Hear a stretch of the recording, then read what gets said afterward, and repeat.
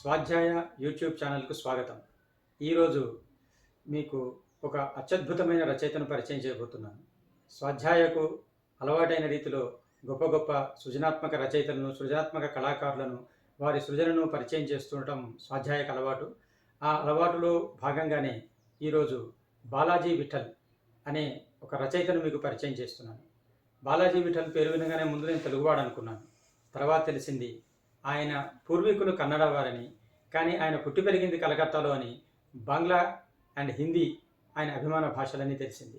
So ఆయన రాసేది ఇంగ్లీష్లో. English is an international language.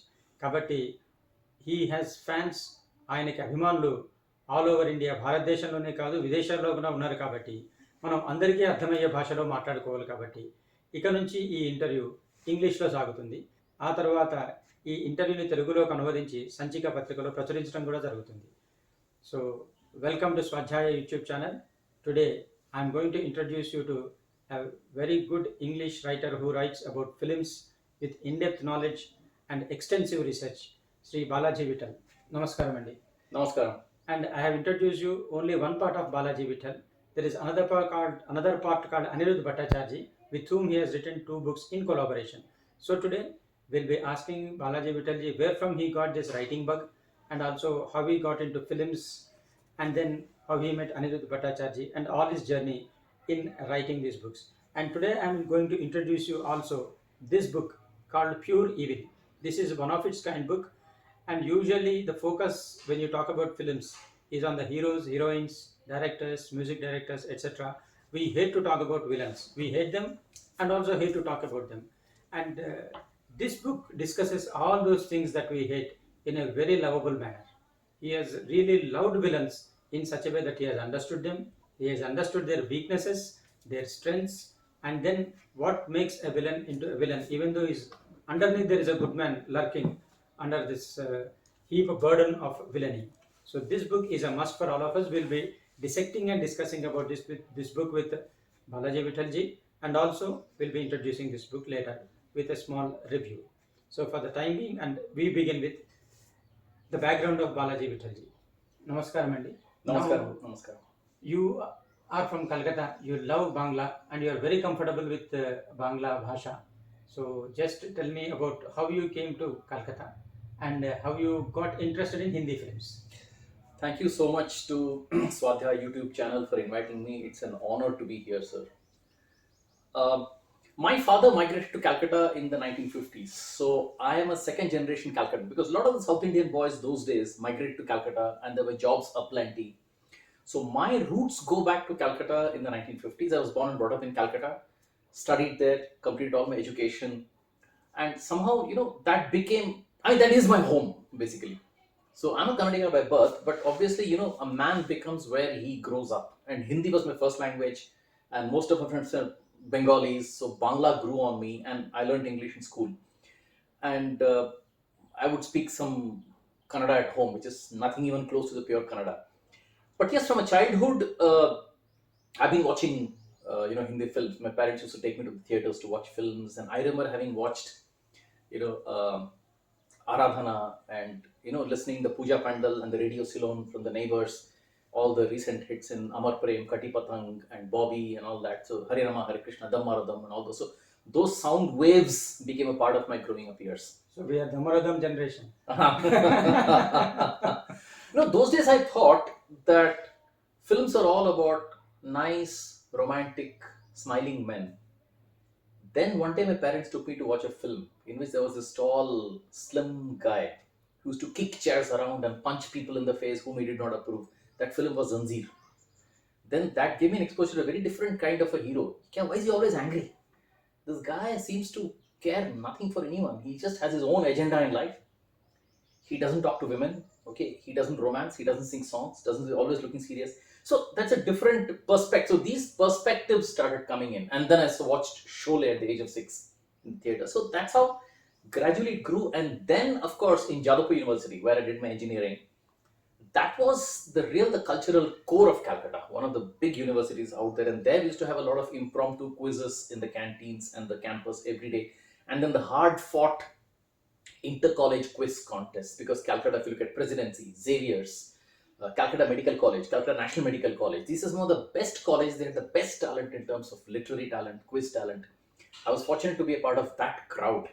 And that's where I met Anirudh Bhattacharya. He was 5 years my senior. When I joined graduation, he was doing his post-graduation out there. So we used to do quizzes together. We used to be part of Antakshari's team together. We used to represent the same college. So there was a chemistry which had built up right from those days. Now I'll just Sure. put a comma and ask you a question. Like, you are a South Indian and you are with people of Bangla. Did you find any sort of discrimination anywhere? Never. Never. Calcutta is a multicultural society, See, I'm not talking about the leg pulling or the poking fun at each other. That is anyway there. That is good fun. So, and very clear, because those days the entire business community consisted of the Marwadis, the Gujaratis, Sindhis, right? They were the commercial, they used to bring, they were the entrepreneurs. Even the big organizations like your Birla or Tata, I mean, it was run Parsis, this were run by them. The Calcuttan, the Bengalis formed the cultural core, right?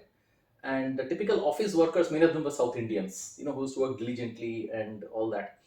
And then many of the menial laborers, the rickshaw pullers, they came from Bihar and Orissa and all that. So it's very clear, but Calcutta was Calcutta for everyone. There was never ever any discrimination, there was no outsider or insider. Once you're in Calcutta, you're a Calcuttan. That's it. That's all. That's it. And then how did the friendship between you and Anirudh Bhattacharya? Yeah, we had spent about 4 years in college together. When I joined college, he had just joined the same year in post-graduation. There was no ragging for the juniors? There was, but he wasn't the one ragging me because he was in a different department. Right? So I met him after the ragging period was over. Of course, he used to rag me on other things because his knowledge is so immense. For example? There was this, we used to have this impromptu quizzes. We used to ask questions to each other, 3 or 4 people. So there was one question he asked, and 2 of the friends, me and my one batchmate, we gave the same answer, the same wrong answer. He looked at both the answers and said, "Fools seldom differ." Great men think alike. That's a contra of that, I think fools seldom differ. So amazing fun those days, and hanging out together. And those days there was no internet, so we had to go and grab those illustrated weeklies and the Stardusts and newspapers and archival material, whatever is there. You will sometimes go to the Statesman office. If any of our seniors who have passed out from Jadavpur University are working in Statesman, we used to use their good offices and go to the Statesman archives and look up those things. And religiously, quizzes used to happen every week. And who do you used to imitate? The hero, Amitabh Bachchan? Amitabh was a little bit over the hill in the late 80s, right? But he was still our hot favorite, right?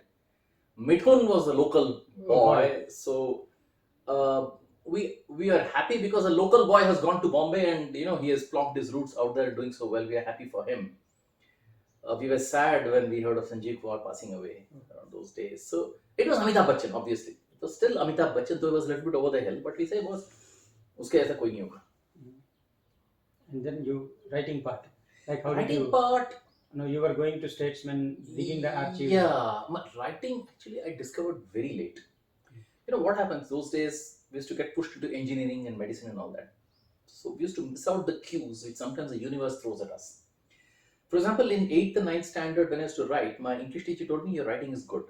I never heard her. I should have listened to her. I should have listened carefully and said, "This is where maybe my future lies." But the thing about engineering and medicine is so ingrained into the head that you don't think of anything else. Later, after passing out, before the Facebook and WhatsApp and all that, so sometimes the early 2000s, my batchmates and I used to be on a sort of a common mail thread. There, some friends said, "You write well. The emails that you sent sounds good." So one day I walked into Metroplus office and met Mr. Mukund Padmanabhan, who was the head of Metroplus those days. And I said, "I want to write." He said, "What do you want to write?" I said, "I don't know, but I want to write." I thought he looked and said, "Pata nahi kahan se aa gaya."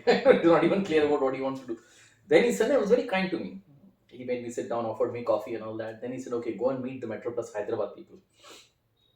If they have any assignments, I'll give you." So I came, and then they gave me a small assignment, which I think they liked. Then they started giving me more. So I got into the habit of writing. So I have a big word of thanks to say to Metroplus.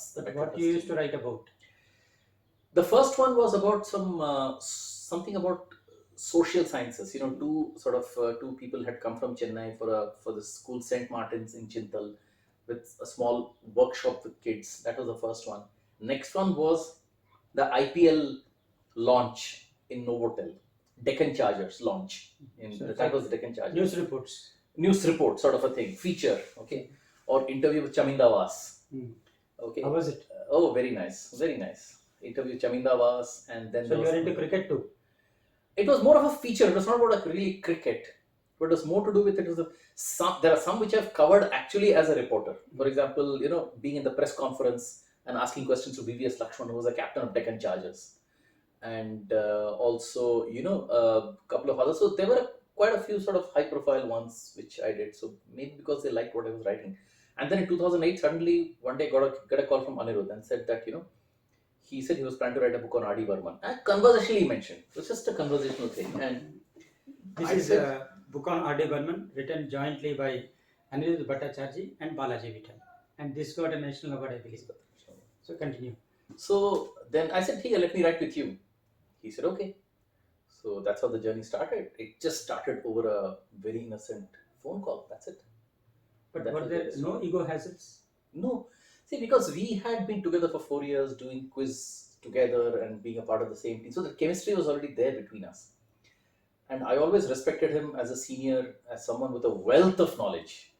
His knowledge is maybe 10,000 times more than me. So uh, there was no question of ego because always he was the acknowledged superior person between the both of us. So But there's in no, creative work, sometimes you might feel stifled. Like we see so many music director duos, combinations, Hmm. where they are stupendously creative, but still there are ego clashes, and so maybe point of view, different points of views. Hmm. No, we did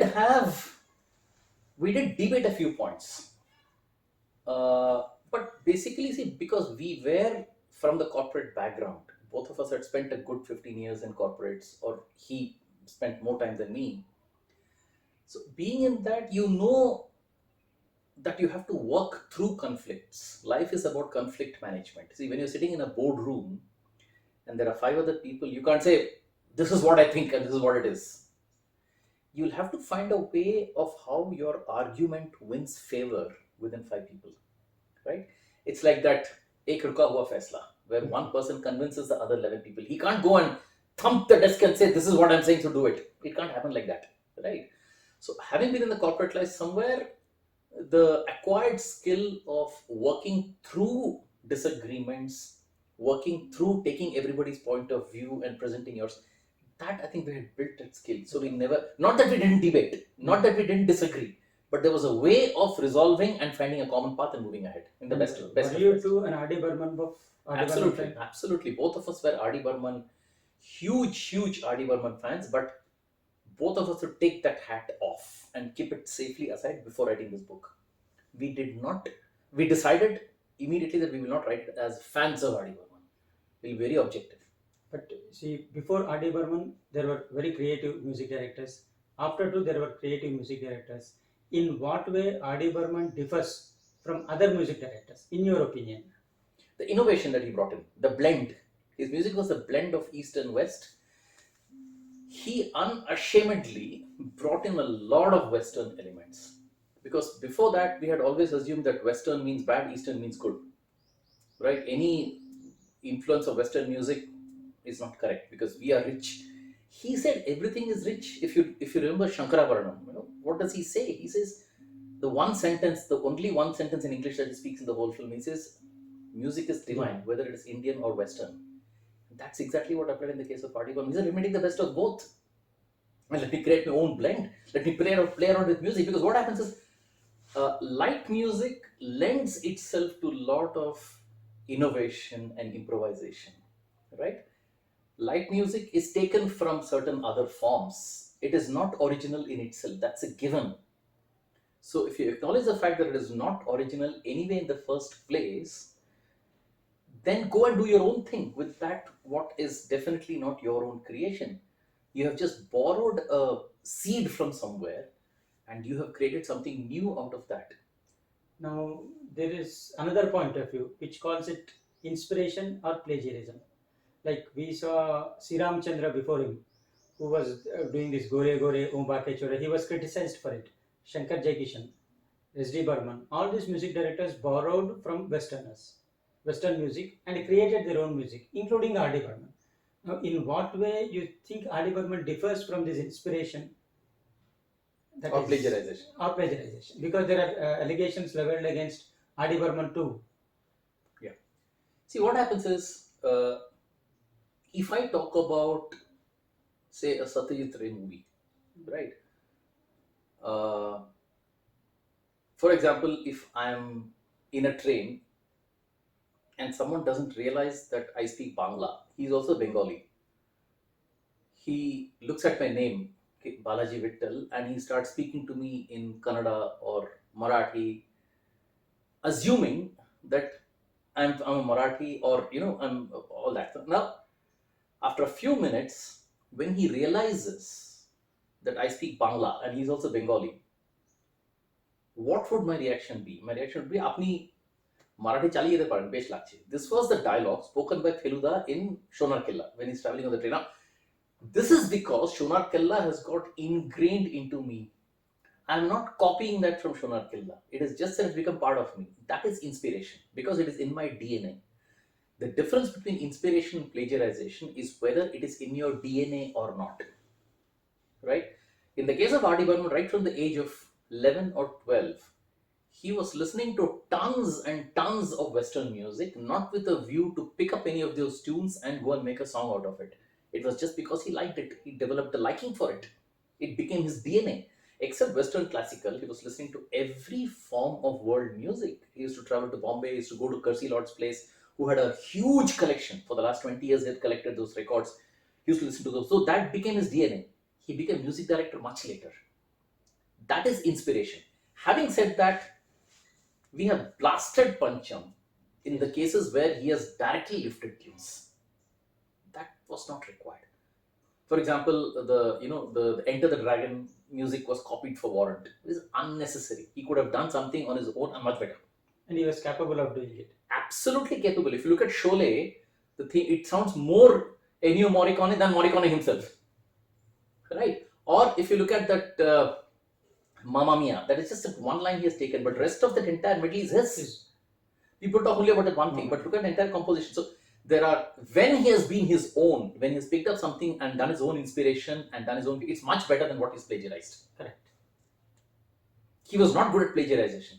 He was good at making inspired tunes. And he was good at creating different sorts of sounds. For Absolutely. example, if you see there is a song in Kalia, Kaun Kisi Ko Baan Saka, Sayyad To Ek Deewana Hai.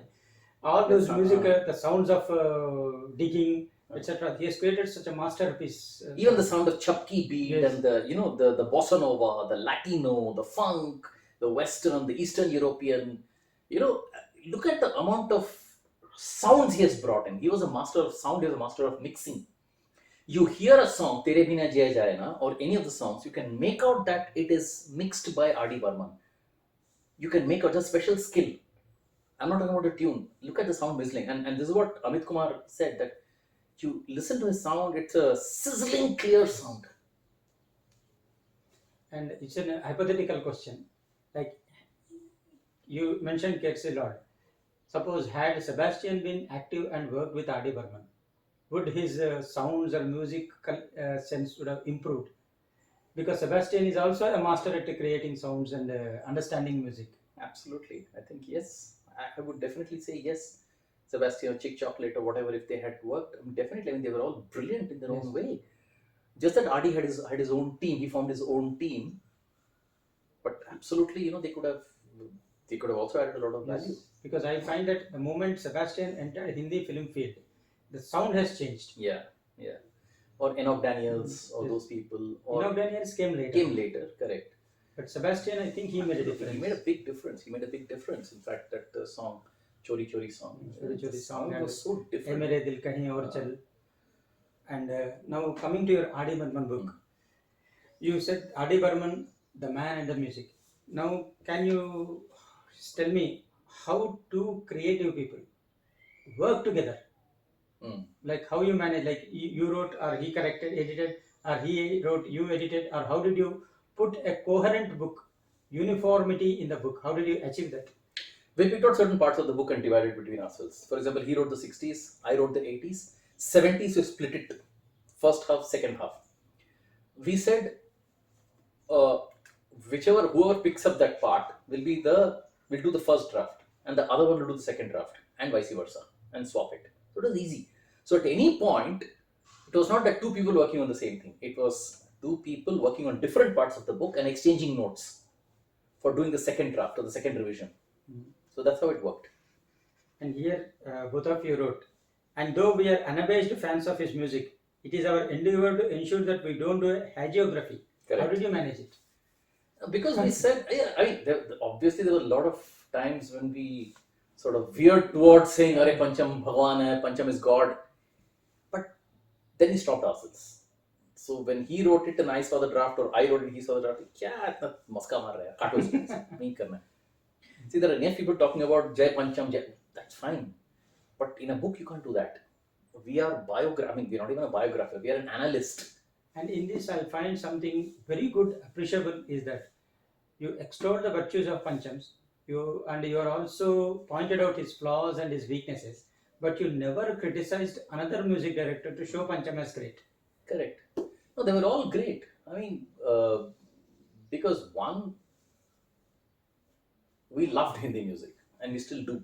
Okay, so there's no one bad in the whole thing. Someone did better at some points in time. For example, look at Dosti. What an amazing album by Pyare Bhai. Dosti, Parasmani, right? So LP, not Pyare Bhai, Lakshmi Kasharla. So, and look at Kalyanji Anandji. I mean, look at the tunes he gave, and he was the mainstay of Prakash Mehra and Amitabh Bachchan in the whole 70s. So they all had their good parts, and they were all great. Why criticize anyone? Because they had a lot of chemistry between themselves. So who are we to sort of criticize them against the other?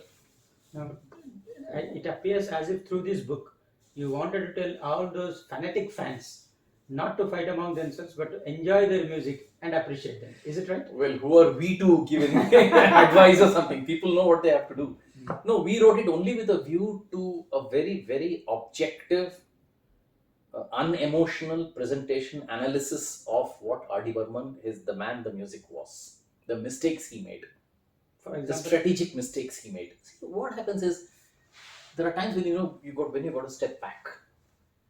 In the 80s, there was a lot of this very inferior music coming in, okay, with Papi Lahiri brand of music and all that. Now, Pancham tried to get into the rat race, and he was caught between wanting to go that way and wanting to remain in his own forte.